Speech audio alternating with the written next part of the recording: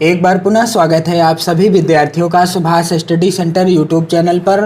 तो यदि आप कक्षा 12 के विद्यार्थी हैं और आप 2022-2023 बोर्ड परीक्षा की बेहतर तैयारी करना चाहते हैं तो आप चैनल के साथ जुड़ें और 2022-23 बोर्ड परीक्षा की बेहतर तैयारी करें। इसी क्रम में मैं आज के इस वीडियो में लेकर के आया हूं आपका जो हिंदी का अगला चैप्टर है जिसका नाम है रॉबर्ट नरसिंह होम में।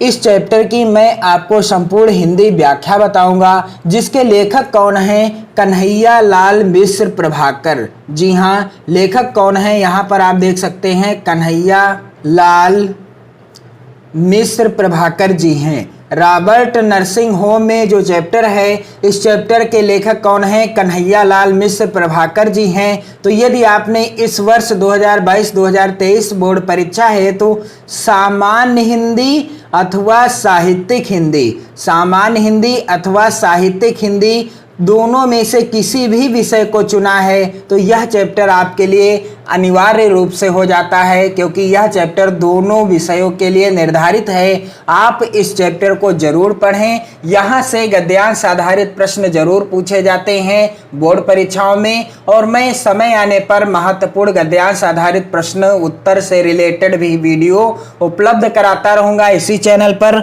आप चैनल को सब्सक्राइब कर लें और साथ ही साथ वीडियो को अपने मित्रों में ज़्यादा से ज़्यादा शेयर भी करते रहें। तो चलिए बिना देरी किए हुए स्टार्ट करते हैं रॉबर्ट नरसिंह होम में। तो यहाँ पर लेखक ने क्या किया है, यहाँ पर इस पाठ के अंतर्गत लेखक ने इंदौर के रॉबर्ट नरसिंह होम में की एक साधारण घटना को इस प्रकार मार्मिक रूप में प्रस्तुत किया है कि वह हमें सच्चे धर्म अर्थात मानव सेवा और समता का पाठ पढ़ाने वाली बन गई है। तो इसी क्रम में यहाँ पर आप देख सकते हैं, कल तक जिनका अतिथि था आज उनका परिचारक हो गया, क्योंकि मेरी अतिथेया अचानक रोग की लपेट में आ गई और उन्हें इंदौर के रॉबर्ट नरसिंह होम में लाना पड़ा। यह है सितंबर 1951 की बात। कब की यह बात है? सितंबर 1951 की। रोग का आघात पूरे बेग में, परिणाम कप कपाता और वातावरण चिंता से घिरा घेरा कि हम सब सुस्त। तभी मैंने चौंक कर देखा कि अपने विशिष्ट धवल वेश में आच्छादित एक नारी कमरे में आ गई है। क्या देखा? कि अपने विशिष्ट धवल वेश में आच्छादित एक नारी कमरे में आ गई है। देह उनकी कोई 45 वसंत देखी, यानी उस नारी की उम्र क्या होगी? 45 वर्ष की होगी। वर्ण हिम श्वेत पर अरुणोदय की रेखाओं से अनुरंजित, कद लंबा और सुता सधा। लंबा मुंह अच्छा नहीं लगता, बीमार के पास लंबा मुंह नहीं। आते ही उन्होंने कहा, भाषा सुधरी, उच्चारण साफ और स्वर आदेश का, पर आदेश न अधिनायक का न अधिकारी का, पूर्णतः माँ का, जिसका आरंभ होता है शिकंजे से और अंत क्या कहाँ होता है? गोद में। हाँ, वह माँ ही थी। कौन? होम की अध्यक्षा मदर टेरेजा। वो कौन थी? होम की अध्यक्षा थी और नाम क्या था? Mother Teresa. मातृभूमि जिसकी फ्रांस और कर्मभूमि भारत। कहाँ की रहने वाली थी वह? मातृभूमि यानी रहने वाली थी फ्रांस की, और उन्होंने कर्म कहाँ किए अर्थात अच्छे कार्य अपनी कर्म भूमि किसे बनाया? भारत को। उभरती तरुणाई से उम्र के इस ढलाव तक रोगियों की सेवा में लवलीन, यही काम, यही धाम, यही राग, यही चाव और बस यही। मदर टेरेजा जी रोगियों की सेवा में हमेशा लवलीन रहती थी और उनके लिए यही काम था, यही उनका धाम था, यही राग, यही उनका चाव था और सब कुछ यही था। उन्होंने रोगी के दोनों म्लान कपोल अपने चांदनी चर्चित हाथों से थपथपाए तो उसके सूखे अधरों पर चांदी की एक रेखा खिंच आई और मुझे लगा कि वातावरण का तनाव कुछ कम हो गया। तभी एक खटाक और हमारा डॉक्टर कमरे के भीतर। मदर ने उसे देखते ही कहा, डॉक्टर तुम्हारा बीमार हंस रहा है। मदर टेरेजा ने जब उन्हें देखा डॉक्टर साहब को, तब कहने लगी कि डॉक्टर साहब तुम्हारा बीमार जो है, मरीज जो है हंस रहा है। हाँ मदर, तुम हंसी बिखेरती जो हो। वह डॉक्टर क्या कहने लगा कि हाँ मदर, तुम भी तो हंसी बिखेरती हो। डॉक्टर ने अपने जाने कितने अनुभव यूं एक ही वाक्य में गूंथ दिए। डॉक्टर ने अपने जाने कितने अनुभव एक ही वाक्य के माध्यम से बता दिए।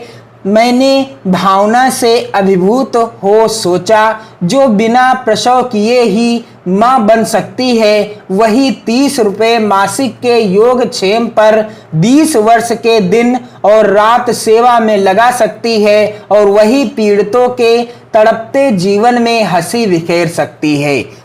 मैंने भावना से अभिभूत होकर सोचा, क्या सोचा कि जो बिना प्रसव किए ही मां बन सकती है, अर्थात जिसके किसी भी प्रकार का बच्चे का जन्म नहीं हुआ है फिर भी वो मां बन सकती है, वही 30 रुपये मासिक के योगक्षेम पर 20 वर्ष के दिन और रात सेवा में लगा सकती है, और वही पीड़ितों के तड़पते जीवन में हंसी बिखेर सकती है। तीसरे पहर का समय, थर्मामीटर हाथ में लिए यह आई मदर टेरेजा और उनके साथ एक नवयुवती, उसी विशिष्ट धवल वेश में, गौर और आकर्षक। तीसरे पहर का जब समय हुआ तो थर्मामीटर हाथ में लेकर के मदर टेरेजा आई और साथ में उनके कौन आया, एक और नवयुवती आई जो कि उन्हीं की तरह की वेशभूषा पहने हुई थी। आगे हाँ गौर और आकर्षक, लेकिन वो गौर थी और वो आकर्षक भी थी, पर उसके स्वरूप का चित्रण करने में ये दोनों ही शब्द असफल। यूं कहकर उसके आसपास आ पाऊंगा कि शायद चांदनी को दूध में घोलकर ब्रह्मा ने उसका निर्माण किया हो। रूप और स्वरूप का एक दैवी सांचा सी वह लड़की, नाम उसका क्रिस्टहेल्ड और जन्मभूमि जर्मनी। वो जो लड़की मदर टेरेजा के साथ आई थी रूम में, वह कौन थी? क्रिस्टहेल्ड थी, और उसकी जन्मभूमि कहाँ थी? जर्मनी की रहने वाली थी। फ्रांस की पुत्री मदर टेरेजा और जर्मनी की दुहिता क्रिस्टहेल्ड एक साथ, एक रूप, एक ध्येय, एक रस। फ्रांस की मदर टेरेजा भी थी और जर्मनी की जो पुत्री थी वह कौन थी? क्या नाम था उसका? क्रिस्टहेल्ड। और दोनों का एक साथ रहना, एक रूप में रहना, और दोनों का एक ही उद्देश्य, एक ही रस, पीड़ितों की हमेशा मदद के लिए तत्पर थी। तुम्हारा देश महान है, तुम्हारा देश महान है, जो युद्ध के देवता हिटलर को भी जन्म दे सकता है और तुम्हारे जैसी सेवाशील बालिका को भी। मैंने उससे कहा तो दर्प से दीप्त हो वह स्टैच्यू हो गई और अपना दाहिना पैर पृथ्वी पर वेग से ठोक कर बोली, यस यस। क्या बोली? यस। जब मैंने उससे कहा कि तुम्हारा देश महान है, जो युद्ध के देवता हिटलर को भी जन्म दे सकता है और तुम्हारे जैसी सेवाशील बालिका को भी जन्म दे सकता है, क्योंकि हिटलर कहाँ का निवासी था? जर्मनी का ही निवासी था। वह दूसरे कमरे में चली गई तो मदर टेरेजा को टटोला, आप इस जर्मन लड़की के साथ प्यार से रहती हैं। मदर टेरेजा से मैंने कहा कि आप इस जर्मन लड़की के साथ बड़े प्यार से रहती हैं, तो वह बोली, क्या बोली? हाँ, वह भी ईश्वर के लिए काम करती है और मैं भी। वह भी ईश्वर के लिए काम करती है और मैं भी ईश्वर के लिए ही काम करती हूँ। फिर प्यार क्यों ना हो, फिर आपस में प्यार क्यों ना हो? मैंने नस्तर चुभाया, पर फ्रांस को हिटलर ने पद दलित किया था, यह आप कैसे भूल सकती हैं? मैंने कटीली बात कही, अर्थात नस्तर चुभाया, और क्या कहा कि पर फ्रांस को तो हिटलर ने पद दलित किया था और यह आप कैसे भूल सकती हैं, और आज आप उसी से लगाव रख रही हैं। नस्तर तेज था, चुभन गहरी पर मदर का कलेजा उससे अछूता रहा। बोली हिटलर बुरा था, उसने लड़ाई छेड़ी, पर उससे इस लड़की का भी घर ढह गया और मेरा भी, हम दोनों एक हो गए। नस्तर तेज था, चुभन गहरी, पर मदर का कलेजा उससे अछूता रहा। बोली क्या बोली? हिटलर बुरा था, उसने लड़ाई छेड़ी और उस लड़ाई में इस लड़की का भी घर ढह गया और मेरा भी, इसलिए हम दोनों एक साथ हो गए, हम दोनों एक। मदर टेरेजा ने झूमे में इतने गहरे डूब कर कहा कि जैसे मैं उनसे उनकी लड़की को छीन रहा था और उन्होंने पहले ही दांव में मुझे चारों खाने दे मारा हो। मदर चली गई, मैं सोचता रहा, मनुष्य मनुष्य के बीच मनुष्य ने ही कितनी दीवारें खड़ी की हैं, ऊंची दीवारें, मजबूत फौलादी दीवारें, भूगोल की दीवारें, जाति वर्ग की दीवारें, कितनी मनहूस, कितनी नगण्य, पर कितनी अजेय। मैं सोचता रहा, क्या सोचता रहा कि मनुष्य मनुष्य के बीच मनुष्य ने ही कितनी दीवारें खड़ी की हैं, ऊंची दीवारें हैं, मजबूत फौलादी दीवारें, भूगोल की दीवारें, जाति वर्ग की दीवारें हैं और कितनी मनहूस तथा कितनी नगण्य पर कितनी अजेय दीवारें मनुष्य के बीच मनुष्य ने ही खड़ी कर दी हैं। क्रिस्ट हायल्ड के पिता जर्मनी में एक कॉलेज के प्रिंसिपल हैं और उसने अभी 5 वर्षों के लिए ही सेवा का व्रत लिया है। क्रिस्ट हायल्ड के पिता जर्मनी में एक कॉलेज में क्या है? प्रिंसिपल हैं और क्रिस्ट हायल्ड ने 5 वर्ष की सेवा का ही अभी तक व्रत लिया है। रोगड़ी के गहरे काले बाल देखकर उसने कहा, क्या कहा? तुम्हारे काले बाल मेरे पिता कैसे हैं? कहा कि वह स्मृतियों में खो सी गई। मुझे लगा कि मैं ही क्रिस्ट हायल्ड हूँ, अपने माता पिता से हजारों मील दूर एक अजनबी देश में अकेली खोई छली सी और मेरी आंखें भर आई। लड़की मेरे आंसुओं में डूब डूब गई और किनारा पाने को उसने जल्दी से उन्हें अपने रुमाल से पोंछ दिया। उसकी सदा हंसती आंखें सम हो, नरम हो आई, पर जरा भी नम नहीं। मैंने पूछा, घर से चलते समय रोई थी तुम? मैंने क्या पूछा उससे कि जब तुम घर से चली थी तो क्या रोई थी? उसका भोला उत्तर था, ना, माँ बहुत रोई थी। उसने क्या उत्तर दिया?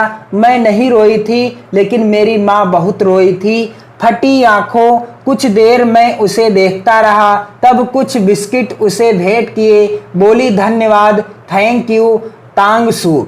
वह अक्सर हिंदी, अंग्रेजी, जर्मन भाषाओं के शब्द मिलाकर बोलती है। हम सब हंस पड़े और वह हंसती हंसती भाग गई। हम सब उसकी बात सुनकर के हंस पड़े और वह हंसती हंसती वहां से भाग गई। मदर टेरेजा बातों के मूड में थी। मैंने उनके हृदय मानस में चोर दरवाजे से झांका। मदर घर से आने के बाद फिर आप घर नहीं गई। मैंने उनसे पूछा, क्या पूछा? कि मदर आप घर से आने के बाद घर नहीं गई, कभी मिलने जुलने भी नहीं। कान अपना काम कर चुके थे, वाड़ी को अपना काम करना था, पर मदर ने उसकी राह मोड़ दी और तब मैंने सुनी यह कहानी। क्या कहानी सुनाई मदर टेरेजा ने? कई वर्ष हुए फ्रांस में विश्व भर के पूजा ग्रहों का एक सम्मेलन हुआ। भारत की 2 मदर भी प्रतिनिधि होकर उस सम्मेलन में गई। वह फ्रांस की ही थी, उनके माता पिता फ्रांस में ही थे। उन्हें पता था कि वर्षों बाद हमारी पुत्रियां आ रही हैं। दोनों माताएं अपनी पुत्रियों का स्वागत करने जहाज पर आईं, पर विचित्र बात यह हुई कि वह दोनों अपनी पुत्रियों को पहचान न पाई। वह दोनों अपनी पुत्रियों को वहां पर पहचान न पाई और आपस में कहती रहीं कि तुम्हारी बेटी कौन सी है। अंत में उनका नाम पूछा और तब गले मिली। अंत में उनका नाम पूछा, उसके बाद एक दूसरे के गले मिली। कहानी पूरी हुई तो कई प्रश्न उठे, पर मदर टेरेजा उठते ना उठते भाग गई। निश्चय ही उन दोनों अनपहचानी पुत्रियों में से एक वह स्वयं थी। निश्चय ही मैंने सोचा कि उन दोनों पुत्रियों में से मदर टेरेजा एक स्वयं रही होंगी। बस इतना ही एक दिन मैं उनसे और कहला सका, घर से बहुत चिट्ठी आती है तो मैं यहाँ के किसी स्थान का फोटो भेज देती हूँ। कहने लगी कि घर से जब कोई चिट्ठी आती है तो मैं यहाँ के किसी एक स्थान का फोटो भेज देती हूँ। रोग पूरे उभार पर था, रोगी के लिए असहाय। मदर टेरेजा ने कहा, तुम्हारे लिए आज विनती करूंगी। उनका चेहरा उस समय भक्त की श्रद्धा से प्रोद्भासित हो उठा था। रोगी ने कहा, कल भी करना मदर। मदर के स्वर में मिश्री ही मिश्री, पर मिश्री कूंजे की थी, जो मिठास तो तुरंत देती थी पर घुलती तुरंत नहीं, और बल का प्रयोग हो तो मसूड़े तक को छील देती है। बोली, ना, कल उसके लिए करूंगी जिसे सबसे अधिक कष्ट होगा, जैसे 1000 वाट का बल्ब मेरी आंखों में कौंध गया। और आगे क्या लिखते हैं, मैंने बहुतों को रूप से पाते देखा था, बहुतों को धन से और गुणों से भी बहुतों को पाते देखा था, पर मानवता के आंगन में समर्पण और प्राप्ति का यह अद्भुत सौम्य स्वरूप आज अपनी ही आंखों देखा कि कोई अपनी पीड़ा से किसी को पाए और किसी का उत्सर्ग सदा किसी को पीड़ा के लिए ही सुरक्षित रहे। ऊपर के बरामदे में खड़े खड़े मैंने एक जादू की पुड़िया देखी, जीती जागती जादू की पुड़िया, आदमियों को मक्खी बनाने वाला काम रूप का जादू नहीं, मक्खियों को आदमी बनाने वाला जीवन का जादू। होम की सबसे बुढ़िया मदर मार्गरेट, कद इतना नाटा कि उन्हें गुड़िया कहा जा सके। मदर मार्गरेट का कद कितना था? एक गुड़िया की तरह था, पर उनकी चाल में गजब की चुस्ती, कदम में फुर्ती और व्यवहार में मस्ती। हंसी उनकी यों की मोतियों की बोरी खुल पड़ी और काम यों की मशीन मात माने। भारत में 40 वर्षों से सेवा में रसलीन, जैसे और कुछ उन्हें जीवन में अब जानना भी तो नहीं। ऑपरेशन के लिए एक रोगी आया, ऐश आराम में पला जीवन, कहने की बेचारे को आदत, सहने का उसे क्या पता, पर कष्ट क्या पात्र की क्षमता देख कर आता है। मदर मर जाऊंगा, उसने विह्वल होकर कहा। वातावरण चीत्कार की विह्वलता से भर गया, पर बूढ़ी मदर की हंसी के दीपक ने झपकी तक नहीं खाई। बोली, कुछ नहीं कुछ नहीं, आज है एवरीथिंग सब कुछ, कल समथिंग कुछ कुछ, और बस तब नथिंग कुछ नहीं। और वह इतने जोर से खिलखिलाकर हंसी कि आसपास कोई होता तो झेंप जाता। एक रोगी उन्होंने देखा, चिंता के गर्त में उठ उभरती रोगड़ी, जोर से चुटकियां बजाकर वह किलकी, जी उठी जी उठी। यह है उनका जी उठी जी उठी। यह अनुभव कितना चमत्कारी है कि यहाँ जो जितनी अधिक बूढ़ी है वह उतनी ही अधिक उत्फुल्ल मुस्कानमयी है। यह किस दीपक की ज्योत है, जागरूक जीवन की, लक्ष्यदर्शी जीवन की, सेवा निरत जीवन की, अपने विश्वासों के साथ एकाग्र जीवन की। भाषा के भेद रहे हैं, रहेंगे भी, पर यह ज्योत विश्व की सर्वोत्तम ज्योत है। सिस्टर क्रिस्ट हैल्ड का तबादला हो गया, अब वह धानी के भील सेवा केंद्र में काम करेंगी। ओह, उस जंगली जीवन में यह कर्पूरिका, पर कर्पूरिका तो अपने सौरभ में इतनी लीन है कि उसे स्वर्ग के अतिरिक्त और कुछ दिखता ही नहीं, सूझता ही नहीं। वह हम लोगों को मिलने आई, हंसती खिलती बिखरती और फुदकती। यहाँ से जाने का उसे विषाद नहीं, एक एक नई जगह देखने का भाव उसके रोम रोम में, पर मुझे उसका जाना कचोट सा रहा था। वह दूसरे रोगियों से मिलने चली गई। इधर उधर आते जाते वह 2-3 बार कमरे के बाहर से निकली, पर फिर एक बार भी उसने उधर नहीं झांका। मैंने अपने से कहा, कोई लाख उलझे उसे किसी में नहीं उलझना है। और तब सिस्टर क्रिस्ट हैल्ड का सच यह है कि सिस्टर मदर वर्ग का निसंग निर्लिप्त निर्द्वंद जीवन पूरी तरह मेरे मानस चक्षुओं में समा गया और फिर मैंने आप ही आप कहा। सिस्टर क्रिस्ट हैड भारतवासी गीता को कंठ में रखकर धनी हुए, पर तुम उसे जीवन में ले कृतार्थ हुई। तो ये थी इस चैप्टर की संपूर्ण हिंदी व्याख्या। आप वीडियो को ज़्यादा से ज़्यादा शेयर करें और चैनल के साथ जुड़कर 2022-2023 बोर्ड परीक्षा की बेहतर तैयारी करें। जय हिंद।